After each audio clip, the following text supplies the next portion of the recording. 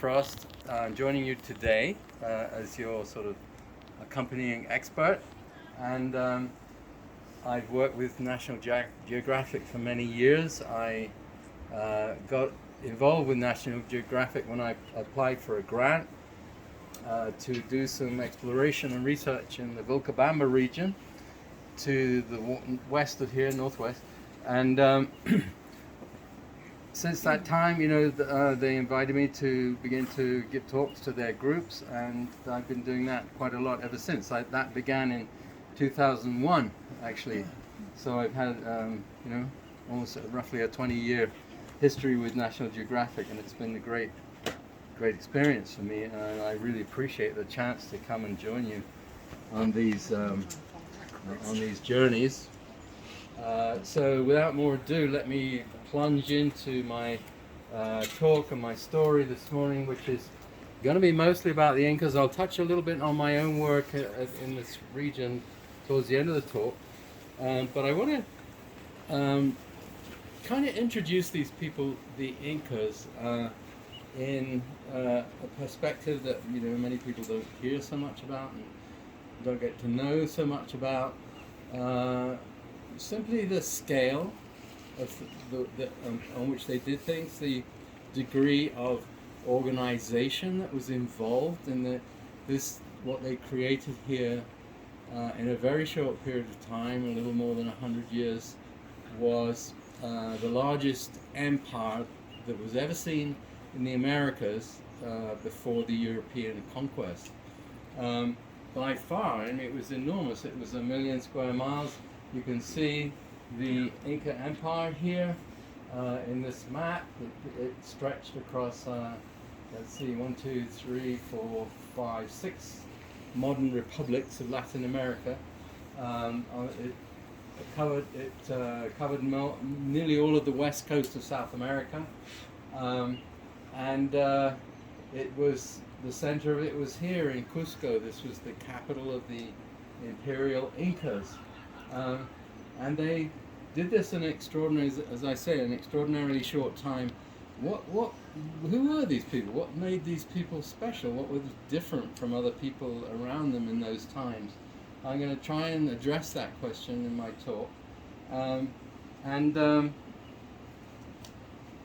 But you know, first a little bit about the environment and the geography and where we are right now.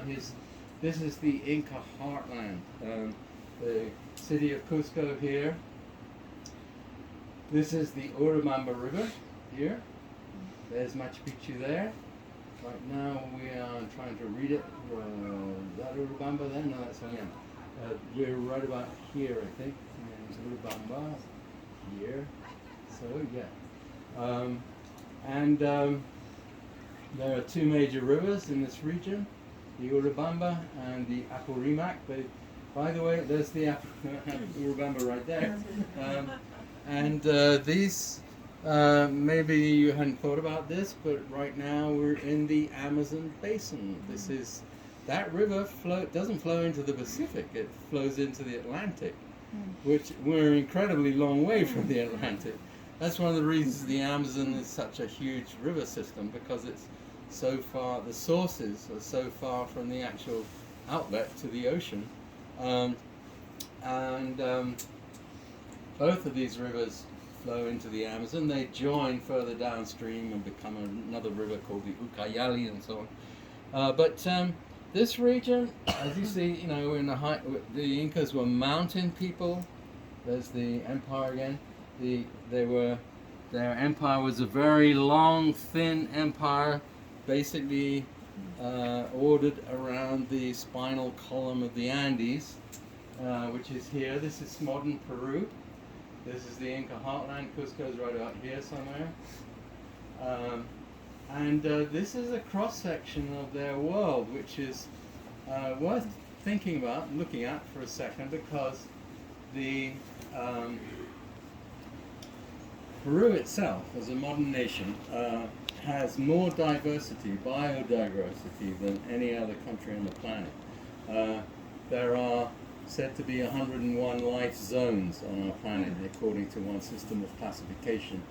and 84 of those exist here in Peru. Wow. And that's an incredible number of different natural environments to have in one country.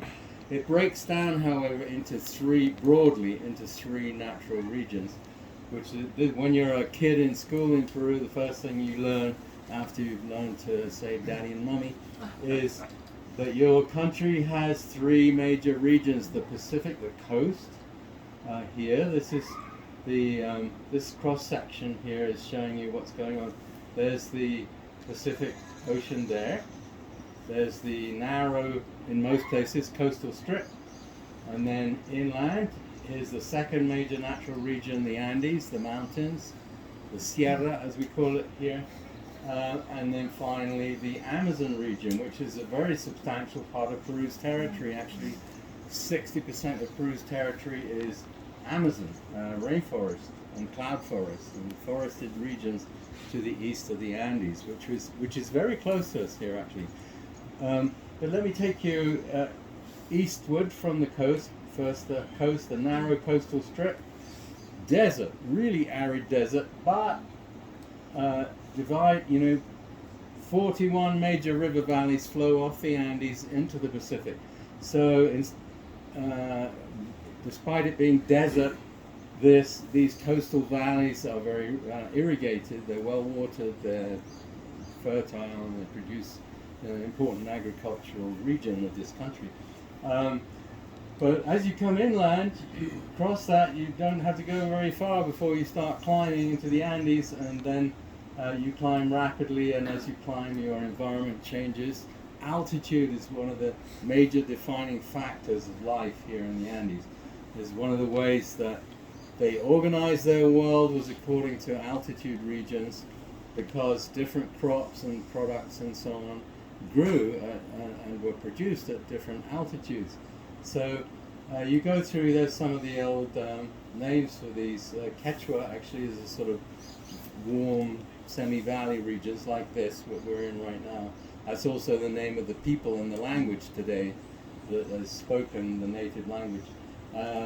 Go through Puna, for example, that's the high altitude regions where you raised llamas and alpacas. Here in this valley sort of regions, you cross, there are two major cordilleras basically in the Andes, the western and the eastern cordilleras, and between those cordilleras you get these high altitude intermontane valleys like this one we're in right now, which are, despite being quite high, we're at 9,000 and some change feet right now, but notice how nice the environment is, what the nice climate we have here. Despite this kind of altitude back home in your country, you wouldn't have this kind of environment, because you're so far north. It's much more bleak at this altitude. So this was the homeland of these mountain people, the Incas, and many other people before them, because that's another point I like to emphasize. The Incas didn't come from nowhere. They inherited thousands of years of ancestral knowledge and culture and technologies and so on that enabled them to achieve what they did. Finally, just take you over the last highest ranges of the Andes, which are right there, just behind us over here. The Urubamba Range, some of the highest mountains in the eastern Andes, and then you drop down into the Amazon after that. Now, this creates tremendous challenges to manage all these different environments, and the Andean people became very good at this over time, domesticating crops and products like potatoes and corn, producing them in lots of different regions. There were many other things, tropical fruits. They had a very varied table, and their diet was probably much more varied than most people in Europe at those times, actually. And along came the Incas. Now, the question I often get, so who are these Incas? Where do they come from? Were they different racially than the other people? No. They were a different ethnic group, let's say, and we know that they migrated from some other part south of here to come to the valley that's now the Cusco Valley, take it over, set up a a peaceful trading area, as a matter of fact, at a time when the rest of the Andes was in dire straits. There was another empire much smaller than the Incas, but it was called Tiwanaku. It was based on Lake Titicaca, which is south of here, and it collapsed around 8 or 900 AD. One of the theories about the Incas, I'm inclined to believe that this is probably what really happened, is that they were surviving members of those elites of that empire who migrated northwards to look for a better place to live after the drought. There was a massive drought that caused the collapse. But following that drought and that collapse was political and social fragmentation and warfare that was going on in this part of the Andes. Very, dire situation for centuries, actually. And during that time, the Incas were the exception. They were the outstanding people who were creating an area where there wasn't warfare in the Cusco Valley and down here in this valley, and becoming thereby, much stronger and more prosperous than anywhere else in the southern Andes of Peru. And that was, I believe, one of the reasons that when they started to expand out of their area, they did so quickly, because the other people either succumbed or joined up. There were a lot of the Inca Empire was created through diplomacy and negotiation, obviously backed up by the big stick. Empires are always like that, but nevertheless, there were tremendous incentives for people to join the Inca Empire at that time, because the alternative was misery, warfare, starvation. There were places where they examined the skeletons in a bit north of here, but in this part of the Andes, where 50% of the people died by violence at that time. 50%. Men, women, children, everybody. So, along come these guys and say, well, look, sign up with us and you'll have a peaceful life and you'll have plenty to eat. And, well, yeah, sure, why not? So they lost some autonomy, but they gained things that become very valuable to people when you see how bad things can be. So anyway, there's a line of Inca kings that we talk about that I won't go into.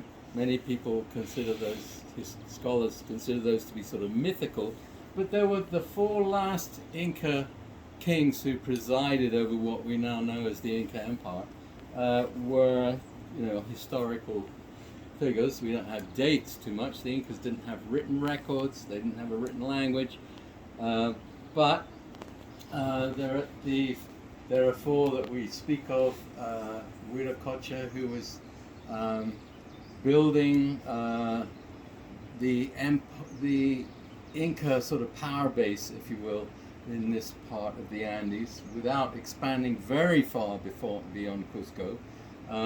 But then along came his son, Hachikuti, who's famous. I don't know if you remember when you drove in from the airport yesterday, I think I got that right, didn't I? You passed a monument to Hachikuti. He's a famous person in this part of the world, considered kind of like the Alexander the Great of the Andes, because he launched this expansion, very sudden, very rapid expansion of the Inca people out from this valley in all directions, such that by the time his grandson, Topa Inca, you passed through his royal estate yesterday at Chinchero. That was the lands of Topa Inca, and then finally the great-grandson of this guy, Huayna Capac, was already in Ecuador. He was building a new capital in Ecuador when the events that led to the Spanish conquest took place. So, by the way, you'll see a lot of these pictures. These illustrations are very famous around here too, done by a 16th century native person who was raised by Christian missionaries, so he had a foot in both cultures, if you will, and he left us this wonderful treasury of drawings of life under the Incas, which we rely on quite heavily and use a lot these days to talk about the Incas and know about them and so on. So one of the characteristics of these Inca kings who became as emperors was that they built these wonderful royal estates. This was one of the early, very splendid ones built by Viracocha, that first sort of historical Inca, if you will, of the empire. This is actually sitting on the top of a cliff further up valley from here. On that side of the river, which was in his time seems to have been the boundary between the Inca state and the other people that hadn't taken over yet. And it's incredibly impressive. These are enormous farming terraces, wonderful. You begin to see this wonderful Inca stonework at this period. And that's the contrast, really, between the people outside the Inca world and the people in the Inca world building these impressive sort of complexes, palaces. They, we call them palaces as well as royal estates, really. And the people on this side of the valley could look up and see that. It's way up on the top of the cliff, and they must have been just waiting for the Incas to show up and say, "Hi, we're your boss now," But anyway, that was the sort of progression that took place. These royal palaces, one of the most famous one of all is the one you're going to visit tomorrow. The Machu Picchu was the royal palace of the Inca Hachikuti, Viracocha's son. It was, and where we're going today was also, Ollantaytambo. Things really began to take off with Hachikuti after Viracocha, because we're going to Ollantaytambo today, seeing all these. It's a huge Inca site.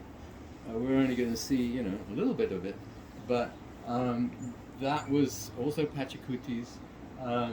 Talk more about that when we get there. But Machu Picchu, something to bear in mind when you're seeing this place, was built for and by, at the orders of an Inca king. They also built splendid palaces in Cusco, and this is the corner of an Inca building in just on the main square. Really, that was part of an enormous Inca palace complex there. Only now we have fragments remaining, but what the fragments that we can see were, you can see that they were very splendid, finely made buildings. Another characteristic of the Inca emperors is that when they came to power, they established a family group that we call a panaca. It had a certain characteristics. One of the interesting things is that when you were an Inca, when you came to power as the son of a previous Inca, you had to be a self-made man. You didn't inherit a bunch of land and property and all that from daddy, because that remained in the hands of that panaca that you belong. You left that panaca and started your new panaca, and that involved. We speculate that's one of the reasons that the Incas expanded so fast, because the Inca kings had an incentive to kind of acquire lands and property and people. That's very important too. People to work for them, to contribute their labor to the royal estates of the Incas and their panacas. Once an Inca emperor had died, he was mummified. His mummy became the center of a sort of cult that his panaca created around him. And in effect, that mummy was a symbol of political legitimacy. They even had, the mummy was treated as though it was still alive. People talked to it, people fed it. And what the Inca mummy was supposed to have said to the mediums who'd have channeled their wishes, naturally coincided with the political interests of that family, So it was like it sounds odd, It's imagine, if you were in Apple nowadays and you had a mummy of Steve Jobs, in the boardroom, you know, and he was there expressing his opinion about, you know, what's going on in the you know, what decisions they're taking and so on. It's kind of, you know, like that. But it worked for them, and it worked very well, in fact. So here's the world that they took over, and going back to a little bit to the empire that they created. It stretched as far south as Rio Maule. I think that's the southern border of the Inca Empire right there. Stretches all the way. They built, you know, I'm coming to this in just a moment, in my next slide actually, but I want to focus a little bit on how they did this in terms of, to create an empire this size requires certain skills, you know, statecraft, abilities that you simply could not control an area this size, especially over such distances. You know, it stretched all the way from up there to all the way down here. That's a heck of a long way. In order to control and consolidate and all of this, they had to have certain skills. Diplomacy was certainly one of them. They did both things, like diplomacy and military conquest, like all empires. But their diplomacy was very skillful, very effective. They sort of incorporated local elites and allowed them to keep their privileges and so on. The ones that resisted and rebelled and, you know, fought back maybe didn't get such a good deal, you know. But they did, you know, that was, you know, part of the incentive. What is it? The carrot and stick idea, you know. A lot of it was dominated by influence as much as by direct rule and so on. And they were, one of the things that's always struck me is that when they took over the Cusco Valley, these Inca ethnic people, they conquered tribes in that region, but they didn't completely subjugate them or much less exterminate them or anything like that. On the contrary, they created a sort of class which we now call Incas by privilege. Where you were yesterday, Maras, you know, that was that group that lived in that area were Incas by privilege, which meant that they had high status within the Inca Empire, and that gave them tremendous incentives to be loyal, and to actually they became some of the most loyal allies of the Incas. So that huge area that I just showed you, that they built a network of stone-paved highways that crisscrossed the Inca Empire. There was a main one. It was like the spinal cord of the empire, if you will, stretching right the way from the northern frontiers of the Inca Empire, which are around southern Colombia, the northern border of Ecuador now, all the way through the Andes as far as Mendoza in Argentina, which is more than 4,000 miles. That's a shot. There's parts of this still survive. This road, the main road, called the Capatñan, the Royal Highway. And you can see that's a person there. So you can see how wide, how imposing it was. It incorporated certain features that made it function as a system, not just a road. There were these, that's in northern Peru, that's what we call a tambo. If you look at a map of modern Peru, you'll see all these places whose name ends in the word tambo. Today we're going to Ollantaytambo. And that meant that at one time there was one of these places there. They were kind of way stations along the highway where people could rest, spend the night, you know, while they were traveling. They could get fed there. There were corrals where they could put their llamas, you know, when they were moving along the highways. There were storage depots so that, you know, they could feed not only travelers but actually armies. The Inca armies, I'll come to that in a moment, but they were very effective partly because of these tambos. There was also there were staircases. This is actually the famous Inca Trail to Machu Picchu, not the main Royal Highway, but the Royal Highways included, rather than zigzag up slopes, which we tend to do, because we got cars, we need to keep the gradient low. But they were not for wheeled vehicles, by the way. They didn't use the wheel. That's the highway there, by the way. That's the Tambo. They had stairways to get you up steep slopes. They had suspension bridges. That's a 19th century engraving of one of these bridges that still survived at that time, which was much longer than any other suspension bridge in the known world at that time.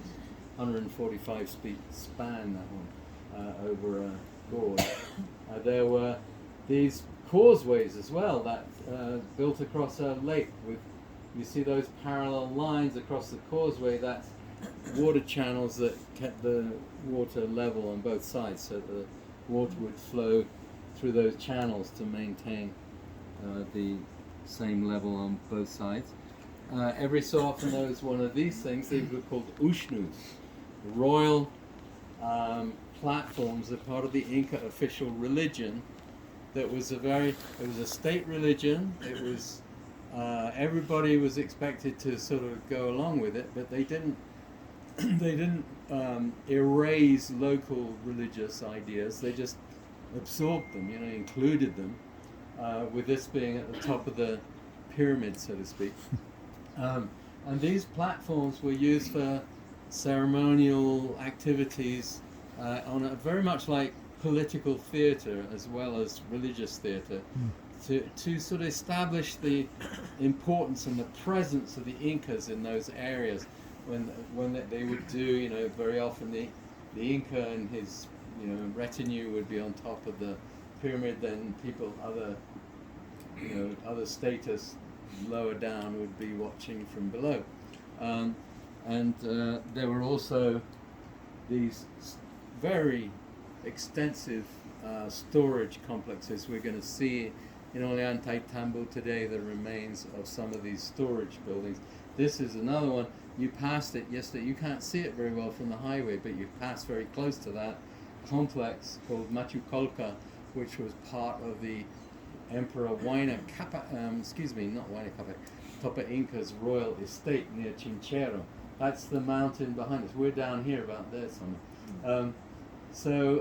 Very huge volume of storage capacity was built during the Inca Empire to store surplus food and sort of buffer against famine and bad harvest and that kind of thing, and also to be able to redistribute food to people they wanted to do favors to and that kind of thing. It wasn't only food either, it was goods, weavings, feathers, this kind of thing.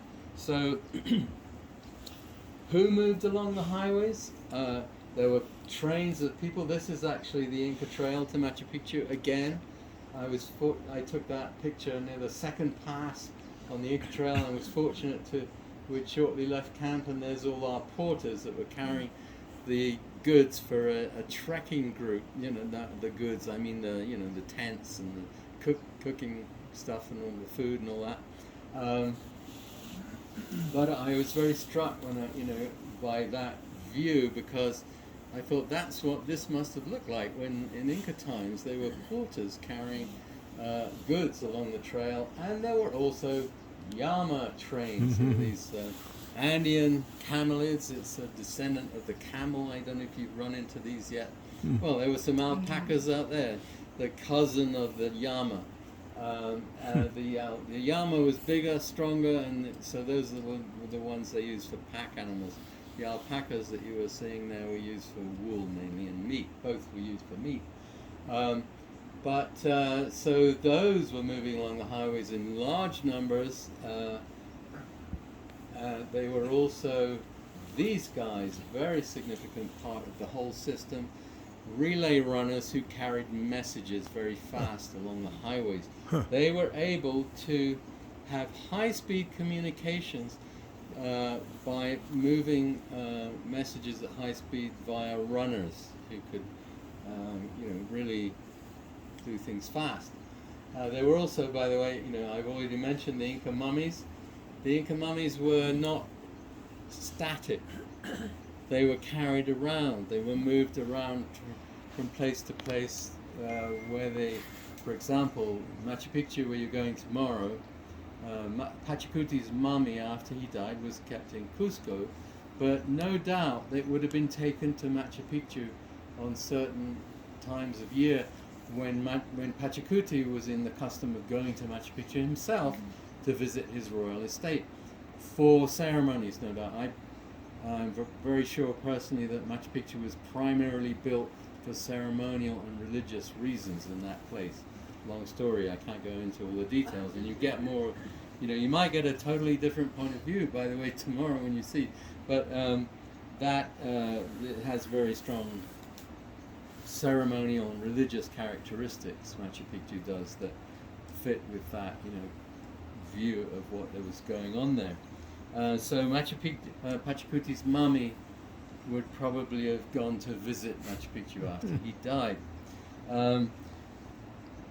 And what was moving along the highways were lots of goods, lots of trade items,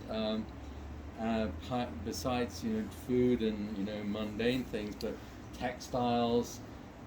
These seashells that you see there were highly valued, probably worth more than gold and silver to them. They came from deep water off the coast of Ecuador, where you were just now, tropical waters, where these spiny oyster, as it's called, grows in deep water. That makes them hard to get. When you haven't got scuba gear in those days, you had to dive maybe as deep as 150 feet to get these oysters, and they were beautiful colors, orange, purple, red, and they were highly valued. They were considered to be spiritually important. You always find these shells when we excavate elite burials. They always had some of those with them too, so they were valuable. Feathers, important trade in feathers across the Andes, from the Amazon to the coast and to the island regions. When you think about it, whenever you see these, go to a museum where you see the mummies and the artifacts that were left by these ancient people in Peru. I think you're going to visit a museum on the way out, if I'm not mistaken, right? And you'll see some of this. The feathers were always a prominent part of their costume, of the elite people and so on. And in fact, they made huge feather panels to cover the walls of temples as well. So this required an enormous amount of feathers from birds in the Amazon. Colorful feathers, because that's what they were looking for. Coca, of course, was the coca leaf was an important item of privileged, let's say, it's believed that certain people were privileged to chew coca leaves, and there were a lot of them, evidently, because they were producing a lot of coca leaves in the plantations on the other side of the mountains down there, high altitude forest, which is where coca leaf grows.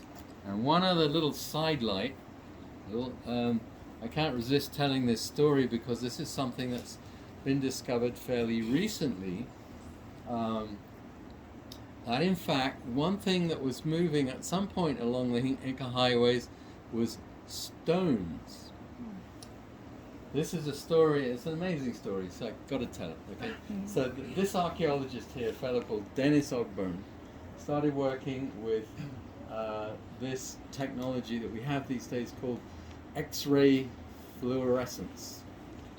And what it does, what we know now is that stone has a fingerprint. It's just as identifiable from where it comes from as a fingerprint on a human being, because the chemical composition of stone, even if it's the same type of stone, is not going to be exactly the same. And this technology enables them to determine that chemical fingerprint. And years ago, this fellow was doing his dissertation in southern Ecuador on sort of Inca infrastructure or something in that area. And he started noticing these stones lying around in the countryside in southern Ecuador, 1,500 miles over land from here, and he checked him out with that technology and found that that stone, 1,500 miles from here, is from Cusco. And he found hundreds of them. And the biggest one they found weighed 3/4 of a ton. They come from a quarry south of Cusco, which is the source of a lot of the stone that you see Inca buildings made from in Cusco itself. And the story, we have a record in an actual, what's it called? What's the word for this? Something that supports that story. In fact, from the chronicles of the Spanish who wrote down what they heard from the Incas, that Huayna Capac, the Emperor Huayna Capac, who was building a new capital in the north in a place called Tumibamba, which is now called Cuenca in southern Ecuador, he ordered two royal palaces to be built in Cusco, dismantled and carried to southern Ecuador.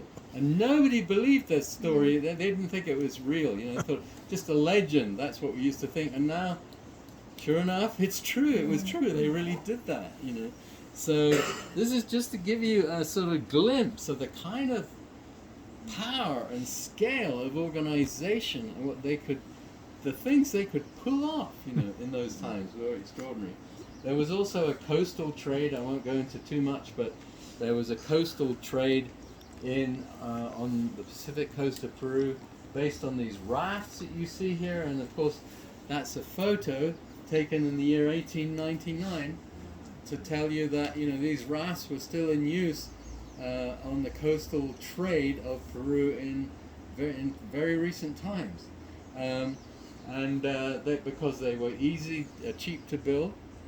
They were quite seaworthy. They had a system of adjustable keels all over the raft, which worked like a kind of autopilot. So you didn't need a very big crew to sail the thing. You could trim it with these keels and make it sail into the wind and all that kind of thing. And they could carry up to about 35 tons of cargo. So that was a big part of that's how those shells from Ecuador were traded for and brought down here as well. They had an institutionalized kind of system of taxation through labor.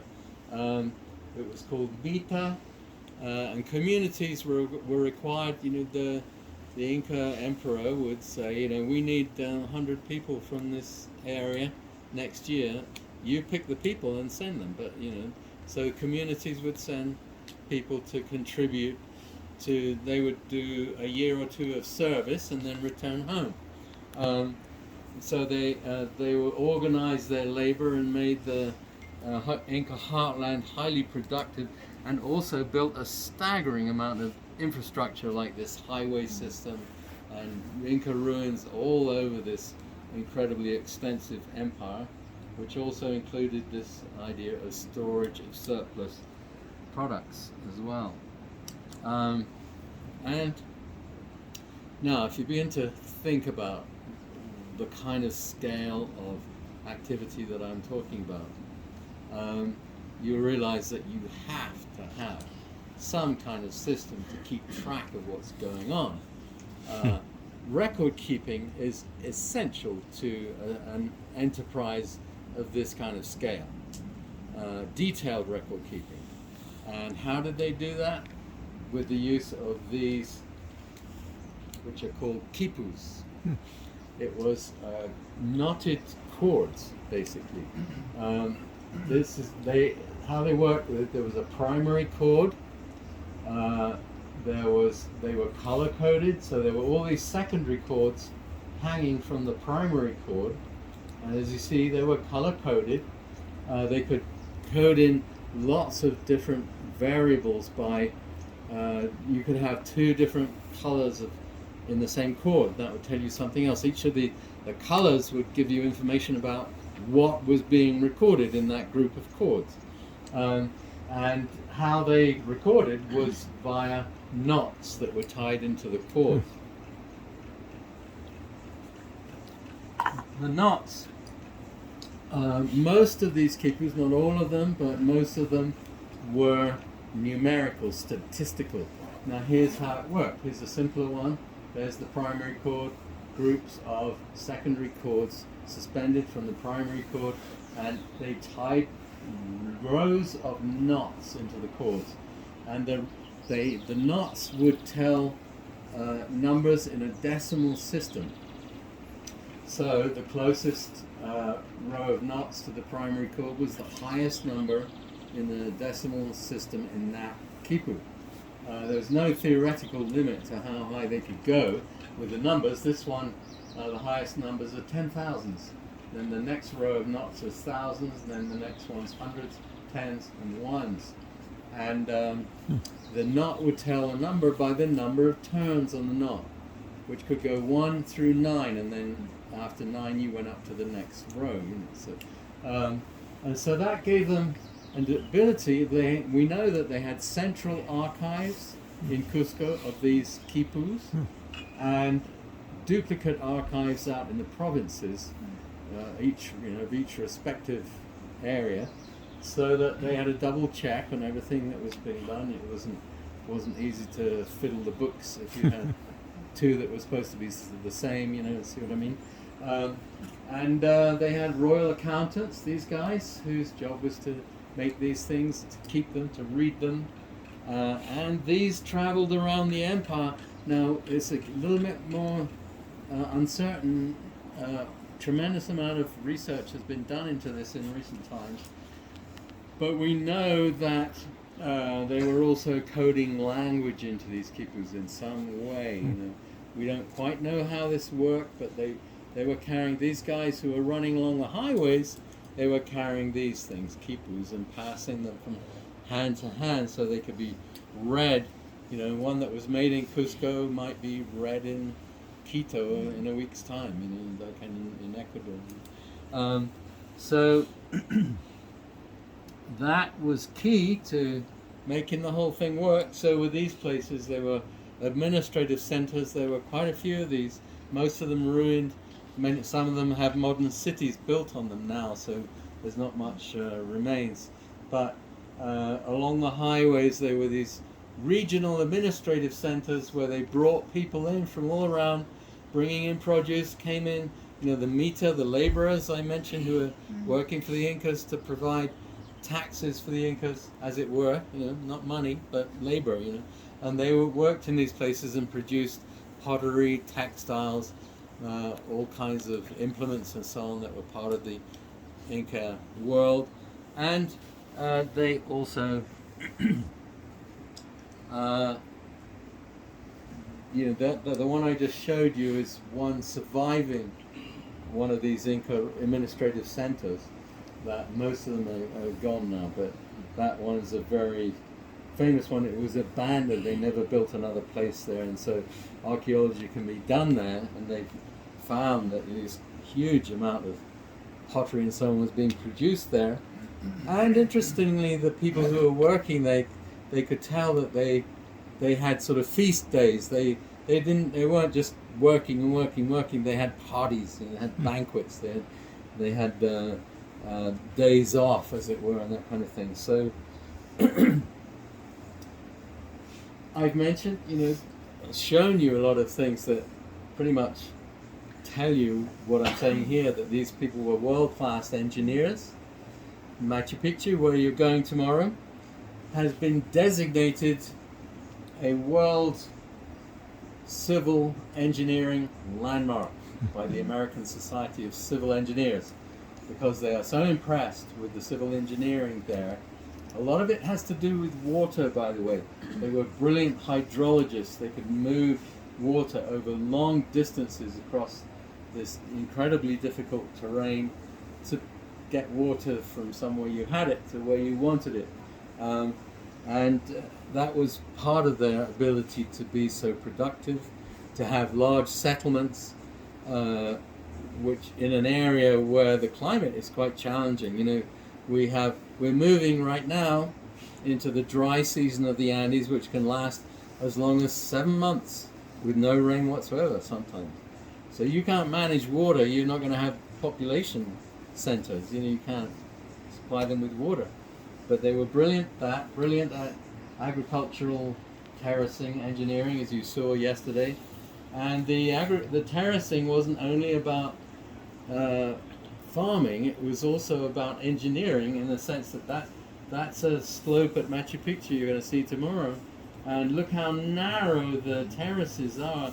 That's not about farming, that's about engineering. That's about buttressing the site from the sides so it wouldn't slide off the slope and collapse, as it would have done by now if they hadn't done this.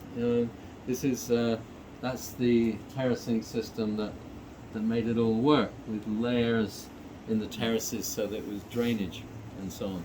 Now, what I've been talking about, if I've been focusing on one aspect of the Incas, which is this incredible, it's very impressive, and it's easier to talk about because we have so much physical remains. It's easier to talk about than, let's say, their artistic and their spiritual side. You can talk about that too, but without being able to be so specific as I can be about engineering and administrative systems and all of that, because spirituality is much more intangible by definition. It's not, you can't see it.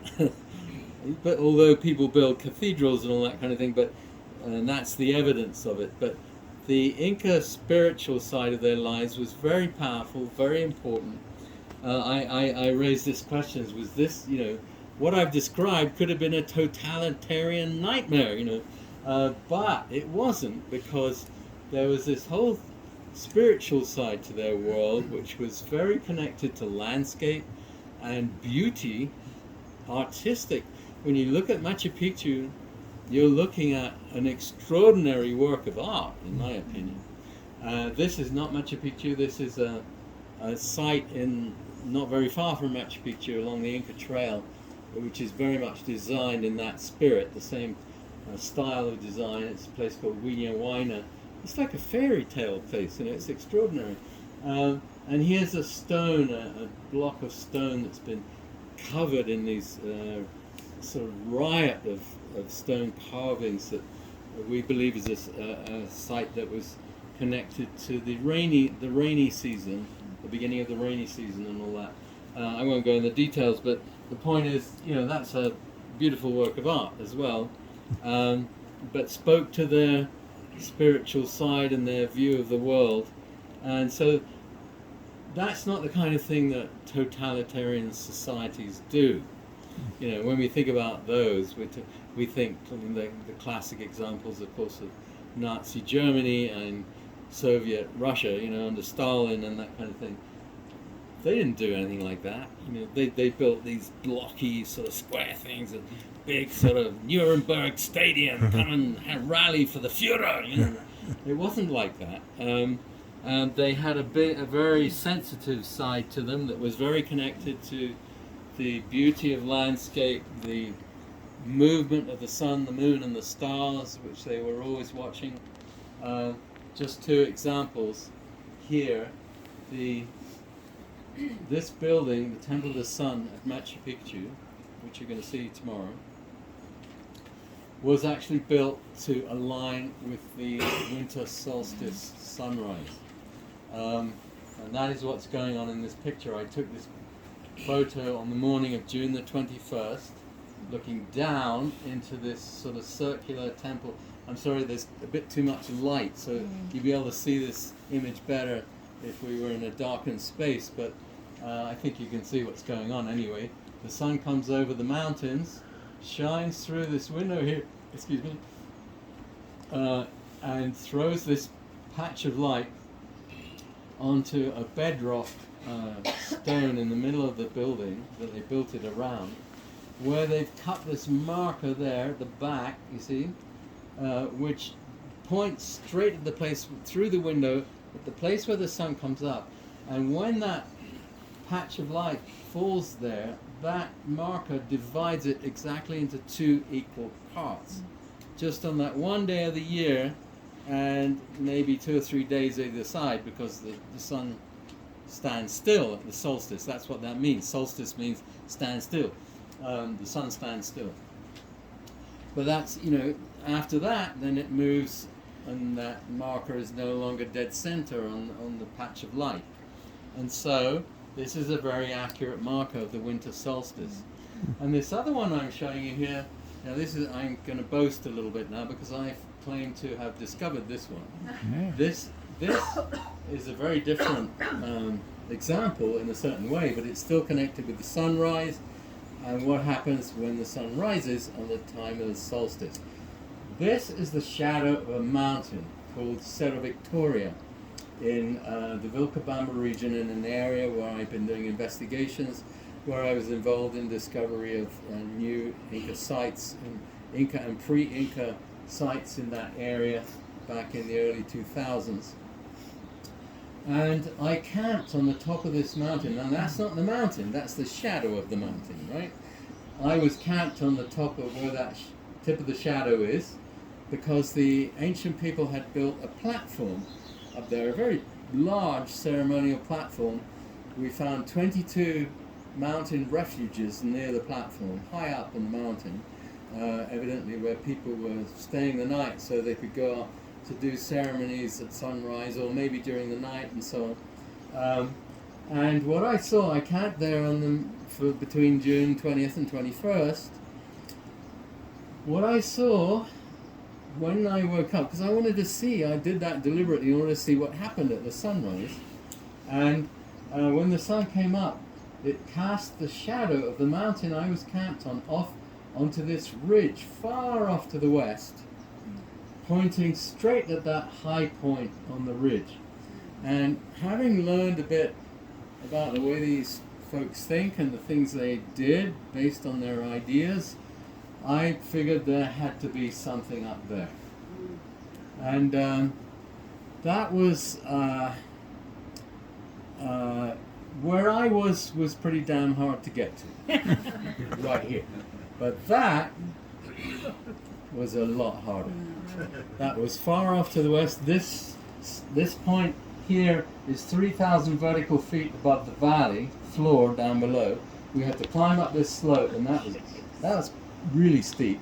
No trails, nothing like that. So I tried it first in 2008 and came out here with a very dangerous landslide in between me and where I wanted to get to, and we were running out of water. So long story short, I didn't make it that time.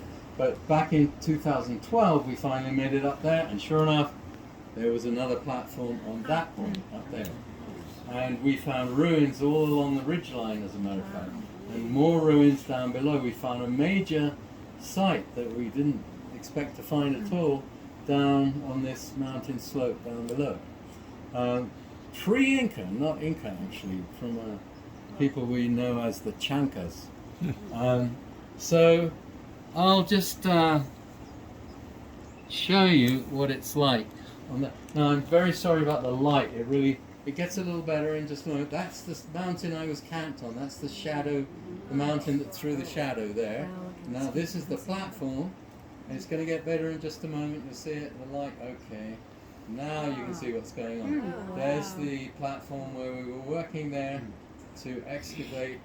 We found a lot of pottery, a lot of evidence that they were performing ceremonies up there, and connected. Look at the landscape here in this area. It's just mind-boggling. There's another major Inca site way over there called Choqquequirao. Very important Inca site right there.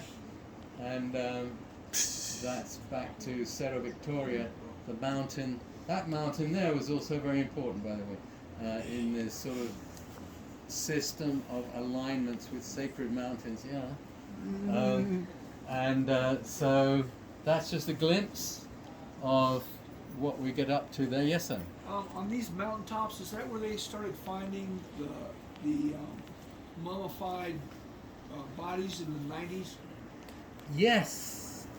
It was actually they were finding on higher peaks, but that this particular place, these places, have the second one I showed you was not looted, but the platform on the top of that mountain that I camped on first, seeing the shadow and all that, that platform had been severely looted because it's much lower, much easier to get to, than these high mountain peaks where they've been finding mummies in the 90s. But that's a very good point.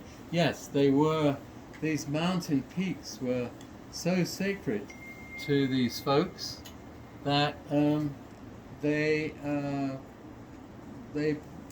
made sacrifices on them, human sacrifices in some cases. Now that's not, I don't want to go into all of that, but that was part of their belief. They didn't do a lot of that human sacrifice, but they did it in very special occasions and so on.